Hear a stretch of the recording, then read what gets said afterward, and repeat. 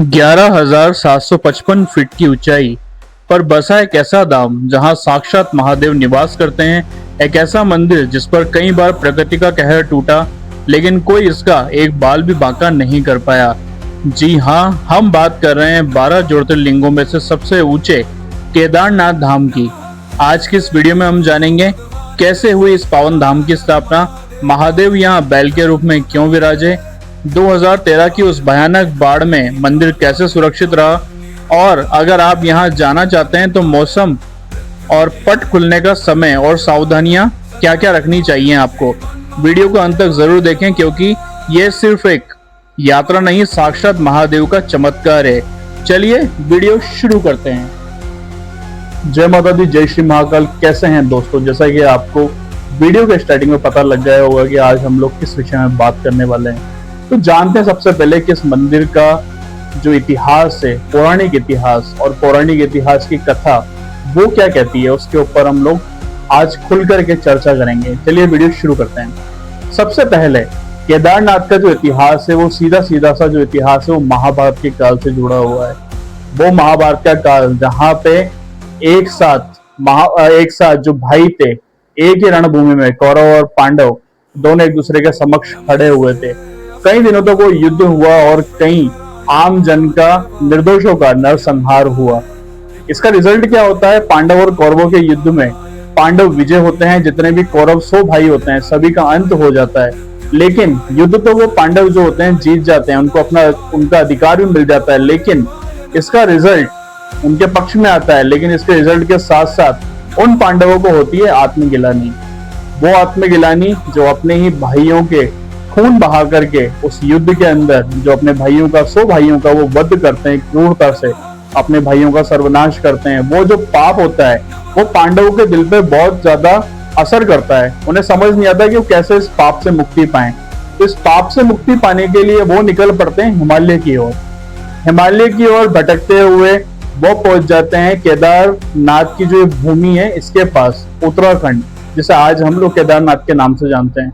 तो क्या होता है, ये लोग जाकर के वहां पे भगवान शिव की तपस्या करते हैं, भगवान शिव को खोजते हैं। लेकिन भगवान शिव जिन्होंने पूरी दुनिया की रचना करी, सभी का कल्याण करा, लेकिन भगवान शिव इनको अपना आशीर्वाद देना नहीं चाहते थे क्योंकि भगवान शिव की नजर में इन्होंने महापाप किया था और ये अपने उस पाप से मुक्ति पाने के लिए भगवान शिव की आराधना कर रहे थे क्योंकि भगवान शिव ही इन्हें माफ कर सकते थे। उनकी कृपा से इनका कल्याण हो सकता था। तो भगवान शिव इनको दर्शन देना नहीं चाहते थे। तो फिर क्या होता है, ये लोग बहुत तपस्या करते हैं, भगवान शिव को जगह जगह खोजते हैं। लेकिन भगवान शिव जिनकी लीलाएं अपरंपार है, वो जाकर के एक गुप्त काशी होती है, वहां पे जाकर के एक बैल का रूप धारण कर लेते हैं। बैल का रूप धारण कर लेते हैं और गायों के झुंड के साथ मिल जाते हैं ताकि उन्हें कोई पहचान नहीं पाए। लेकिन इनमें जो शक्तिशाली भाई होता है इनका भीम की नजर पड़ जाती है भगवान शिव के उस बैल स्वरूप पर। वो पहचान जाता है कि ये महादेव ही हैं। जैसे ही वो भीम जो है महादेव की तरफ आगे बढ़ता है, भोलेनाथ को पता लग जाता है कि इन्हें पता लग चुका है कि ये मैं ही हूँ, तो इनको मेरे को दर्शन नहीं देने। और भोलेनाथ वहां पे जमीन के अंदर धंसने लग जाते हैं, जो बेल का उनका स्वरूप होता है उनके अंदर वहां पे वो अदृश्य होने लग जाते हैं। लेकिन जैसे ही भीम स्फूर्ति दिखाता है, फुर्ती दिखा करके वो एक बेल जो होता है उसकी त्रिकोणाकार पीठ पकड़ लेता है, जो भगवान शिव की ही पीठ थी।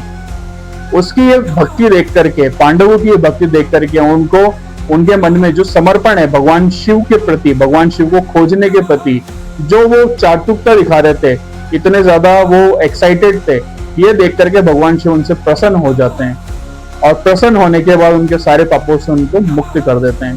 तो आज केदारनाथ में हम लोग जो ये ट्राइंगल वाला जो शिवलिंग देखते हैं, शिवालय देखते हैं, ये वही बेल का स्वरूप है जिसे भीम ने पकड़ा था। वहीं पे जब भगवान शिव ने उन्हें दर्शन दिए तो वो एक ज्योतिर्लिंग के रूप में वहां पे स्थापित हुआ, जिसे आज हम लोग केदारनाथ के नाम से जानते हैं।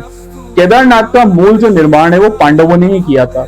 लेकिन 8वीं शताब्दी के आसपास आते आते जब मंदिर अपनी मूल संरचना खो रहा था मौसम की मार से, प्रकृति की मार से, तब 8वीं शताब्दी में आदि शंकराचार्य जी ने इस मंदिर का वापस से जीर्णोद्धार करवाया।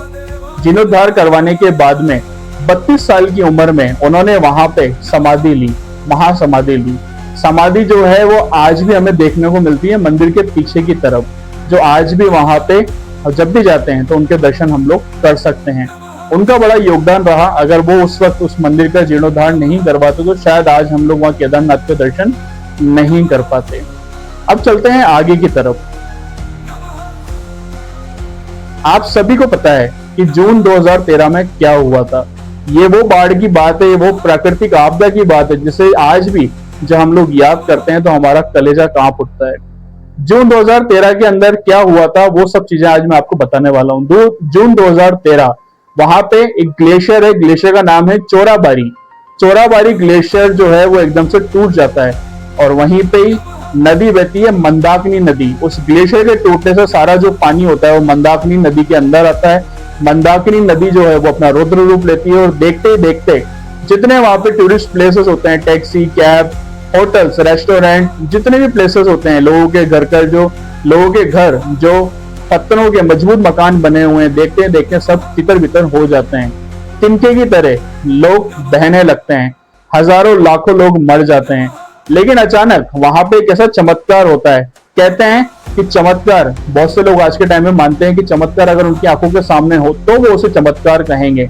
तो इतिहास जो होता है कई बार हमें सौभाग्य देता है कि उस इतिहास को हम अपनी आंखों से देख सकें। जितनी भी ये सब चीजें होती हैं आज के टाइम में, जितना भी इतिहास है हम पढ़ते हैं तो कहीं ना कहीं मन में क्वेश्चन मार्क जरूर आता है कि वाकई में ये सब चीजें वाकई में हुई होंगी या नहीं हुई होंगी। लेकिन 2013 में वो जो घटना हुई थी वो हमारे सामने है।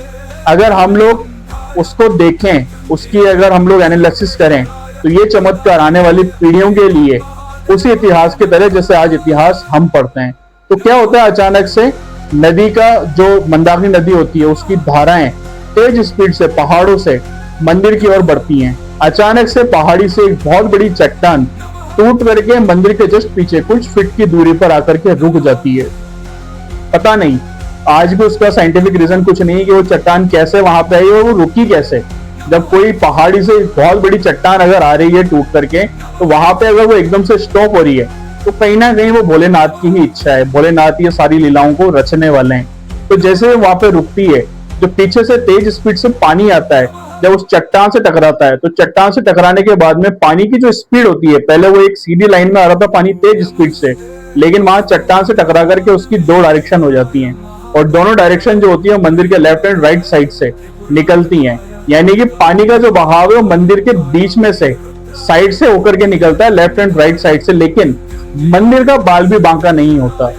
तो आप सोच करके देखो, जहां प्रकृति ने इतना ज्यादा सब चीजें करी, पूरी की पूरी जो केदार घाटी है, पूरी की पूरी केदार घाटी खत्म हो गई, लाखों लोग मर गए, इतने सारे मकान टूट गए। आज भी जब वहां पे देखते हैं तो शायद आज तो वापस से वो विकसित हो गया, लेकिन अगर हम 5-7 साल बाद भी वहां पे जाते तो भी अपने आप में उस जो त्रासदी हुई थी वो हमें देखने को, वहां के उसके पूरे पूरे सबूत हम लोग देख सकते हैं किस तरह की वो इतनी भयानक त्रासदी थी।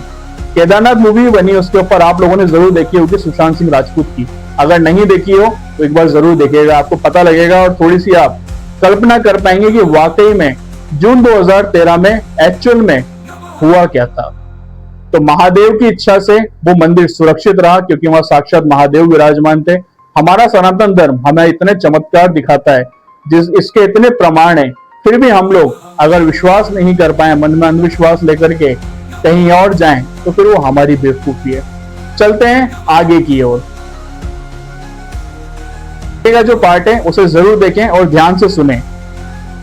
केदारनाथ के पट कब खुलते हैं और मौसम कैसा रहता है। भारी बर्फबारी के कारण केदारनाथ मंदिर साल में 6 महीने ही खुलता है। आमतौर पर मंदिर के कपाट हर साल अप्रैल के आखिरी हफ्ते या मई की शुरुआत में अक्षय तृतीया के आसपास खुलते हैं। वही सर्दियों की शुरुआत में नवंबर भैया दूज के दिन इसे बंद कर दिया जाता है। इसके बाद भगवान शिव के विग्रह को नीचे ऊखी मठ के ओंकारेश्वर मंदिर में लाकर पूजा जाता है। यहाँ का मौसम कैसा रहता है।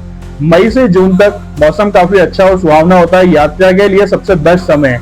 अगर आप इस वक्त यहाँ पे यात्रा करते हैं तो आपको बेहद अच्छे सीन देखने को मिलेंगे और ये सुरक्षा की दृष्टि से भी सही है। जुलाई से सितंबर भारी बारिश का समय, इस दौरान लैंडस्लाइड, भूस्खलन का खतरा सबसे ज्यादा होता है। अक्टूबर से नवंबर कड़ाके की ठंड शुरू हो जाती है और तापमान माइनस में चला जाता है। तो अगर आप इन महीनों केदारनाथ का टूर प्लान कर रहे हैं तो थोड़ा सोच समझ करके जाएं। क्योंकि यहाँ पे आपको थोड़ा सा स्ट्रगल देखने को मिल सकता है। अब बात करते हैं केदारनाथ कैसे जाएं। केदारनाथ पहुंचने के लिए आपको सबसे पहला पड़ाव होगा हरिद्वार, ऋषिकेश या देहरादून। आप जिस भी डायरेक्शन से आ रहे हैं आपके नियर बाय ये तीनों ही नजदीकी आपके पॉइंट्स होंगे। आप यहाँ पे ट्रेन या फ्लाइट से भी आ सकते हैं। अगर आप सड़क मार्ग से आ रहे हैं तो ऋषिकेश से आपको बस या टैक्सी पकड़कर सोनप्रयाग पहुंचना होगा। दूरी है लगभग 210 किलोमीटर। गौरीकुंड, सोनप्रयाग से लेकर शेयरिंग गाड़ियों में आप 5 किलोमीटर दूर गौरीकुंड पहुंचेंगे। यही केदारनाथ का बेस कैंप है। यहाँ से आपको पैदल ट्रैक करना होगा। गौरीकुंड से केदारनाथ मंदिर की दूरी लगभग 16 से 18 किलोमीटर की है। यह खड़ी चढ़ाई है जिसे पूरा करने में 6 से 8 घंटे लगते हैं। अगर आप पैदल नहीं चल सकते तो गौरीकुंड से आपको घोड़ा, खच्चर, पालकी या पिट्ठू की सुविधा मिल जाएगी। इसके अलावा गुप्त काशी या फाटा से हेलीकॉप्टर सर्विसेज भी उपलब्ध है। आने वाले समय में देखते हैं कि यहाँ पे और क्या क्या सुविधाएं हमें देखने को मिल सकती है। अब देखते हैं यात्रा के दौरान क्या सावधानियां रखें। बाबा के दर्शन करने जा रहे हैं तो इन बातों का विशेष ध्यान रखें। सबसे पहले रजिस्ट्रेशन करवाएं। यात्रा पर निकलने से पहले उत्तराखंड सरकार की वेबसाइट पर 4 धाम रजिस्ट्रेशन जरूर करवाएं। मेडिकल चेकअप, ऊंचाई पर ऑक्सीजन की कमी होती है। अगर आपको सांस या दिल की बीमारी है तो डॉक्टर की सलाह के बिना न जाएं, ये आपके लिए खतरा पैदा कर सकती है। कपड़े और रेनकोट साथ में रखें। पहाड़ी मौसम का कोई भरोसा नहीं होता, कभी भी बारिश और बर्फबारी हो सकती है, इसलिए गर्म कपड़े और एक अच्छा रेनकोट हमेशा साथ रखें। दवाइयां और कैश भी रखें। ऊंचाई पर एटीएम काम नहीं करते, इसलिए पर्याप्त कैश रखें। साथ ही सर्दी, खांसी और दर्द निवारक दवाइयां ले जाना ना भूलें। तो दोस्तों, ये था केदारनाथ धाम का रहस्य और सारी की सारी पौराणिक कथाएं, वैज्ञानिक तथ्य। अगर आपको ये वीडियो अच्छा लगा हो, केदारनाथ बाबा का अगर आपको एक चमत्कार देखने को मिला हो, अगर आप मानते हो कि भोलेनाथ जो हैं आज भी इस सृष्टि के बीच में, हम सभी के बीच में है, कंकर कंकर में शंकर है, तो अपने इस वीडियो को अपने साथियों के साथ, अपने परिवारजनों के साथ ज्यादा से ज्यादा शेयर करें, ताकि ये वीडियो जो है वो ज्यादा से ज्यादा लोगों तक पहुंच सके और हमारा ये जो हिंदू संस्कृति का, सनातन संस्कृति का ये मैसेज है, ये पौराणिक कथाएं हैं, ये सत्यताएं हैं, ये ज्यादा से ज्यादा लोगों तक पहुंच सके, ताकि आज के टाइम में जो लोग हमारे धर्म को लेकर के क्वेश्चन मार्क करते हैं, कहते हैं कि सनातन धर्म जो है वो मिथ्या है, तो उन लोगों को ये करारा जवाब पहुंचे। तो आप सभी से रिक्वेस्ट करूंगा इससे ज्यादा से ज्यादा शेयर करें। वीडियो पसंद आई हो तो मेरे चैनल को सब्सक्राइब करें, फॉलो करें, लाइक करें, चैनल को सब्सक्राइब करें। पुनः आप सभी से बोलूंगा, आप सब्सक्राइब करेंगे तो मेरा सपोर्ट और मेरी हिम्मत बढ़ेगी, ताकि मैं ऐसी ही जानकारियां और आप लोगों के लिए, आप सब लोगों के बीच में लेकर के आता रहूं। मिलते हैं अगली वीडियो में, तब तक के लिए जय श्री महाकाल, जय माता दी, जय केदार बाबा, जय हिंद, जय भारत।